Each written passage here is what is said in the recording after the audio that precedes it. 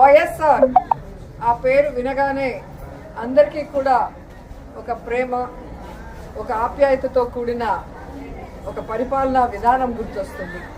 ఎందుకంటే పరిపాలనకి ఈరోజు మానవత్వాన్ని అద్ది ప్రతి ఒక్కరి గుండెల్లో చిరస్థాయిగా నిలిచిపోయారు వైఎస్ఆర్ గారు. అందుకే ఈరోజు ఆయన చనిపోయి 14 సంవత్సరాలు పూర్తవుతున్నా ఇంకా కూడా ఎవరు ఆయన్ని మర్చిపోలేరు, భవిష్యత్తులో కూడా మర్చిపోరు అని గర్వంగా చెప్పగలను. ఎందుకంటే ఈ రాష్ట్ర రాజకీయాల్లో పెను మార్పును తీసుకొచ్చి పేదవాడికి నేనున్నాను అంటూ ఆయన ఇంటి వద్దకే అన్నీ కూడా తీసుకొచ్చి అందించిన ఘనత వైఎస్ఆర్ కుటుంబానికే దక్కింది. ఎందుకంటే వాళ్ళు ప్రజల్ని తమ కుటుంబ సభ్యులుగా భావిస్తారు, అభిమానిస్తారు. వారికి ఏదైనా అయితే అది తమకైనట్టుగా తల్లడిల్లిపోతారు. కాబట్టే ఆ కుటుంబం అంటే అందరికీ కూడా మక్కువ.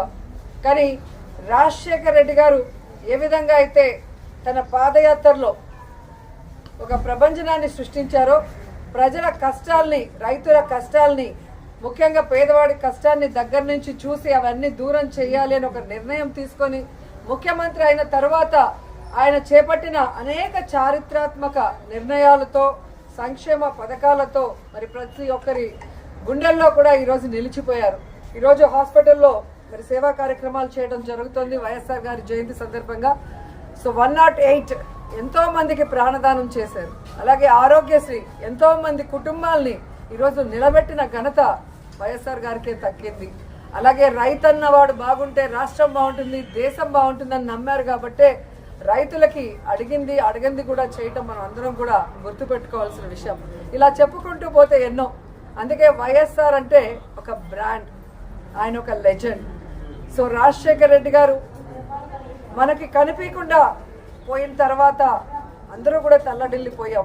రాజన్న రాజ్యం లేకుండా ఎలా బ్రతకాలి, రాజన్న లేకుండా మనం ఎలా ముందుకు సాగాలి అని ఎంతోమంది భయభ్రాంతులకి, అలాగే బాధ తప్త హృదయంతో చాలామంది ప్రాణాలు కూడా విడవటం మనం అందరం కూడా చూసాం. కానీ ఆశా కిరణం లాగా ఆయన కొడుకు పులివెందుల పులిబిడ్డ, రాజన్న ముద్దుబిడ్డ జగనన్న వచ్చిన తర్వాత మళ్ళీ దేవుడి పాలన ఎలా ఉంటుంది, రాజన్న పాలన ఎలా ఉంటుందో మరి మనందరికీ కూడా చూపించడం జరిగింది.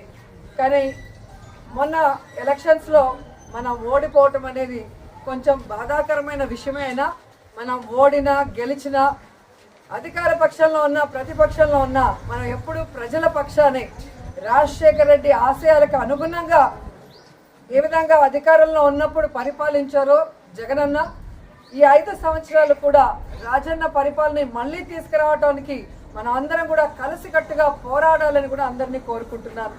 ఈరోజు రాష్ట్రంలో ఉన్న వైఎస్ఆర్ అభిమానులందరూ కూడా ముక్త కంఠంతో ప్రతిజ్ఞ చేయాలని కూడా కోరుకుంటున్నా. రాజన్న పాలన మళ్ళీ రావాలి, రాజన్న బిడ్డ మళ్ళీ ముఖ్యమంత్రి అవ్వాలి, మళ్ళీ పేదవాళ్ళ ప్రజల మొహాల్లో చిరునవ్వు రావాలి, వాళ్ళ కష్టాలు దూరం అయ్యే విధంగా మనం అందరం కలిసికట్టుగా పనిచేయాలని కోరుకుంటూ ఈరోజు వైఎస్ఆర్ గారి జయంతి సందర్భంగా ఆయన విగ్రహానికి పూలమాల వేసి ఇక్కడ సేవా కార్యక్రమాలకి అందరూ కూడా వచ్చిన ప్రతి ఒక్కరికి పేరు పేరున కృతజ్ఞతలు.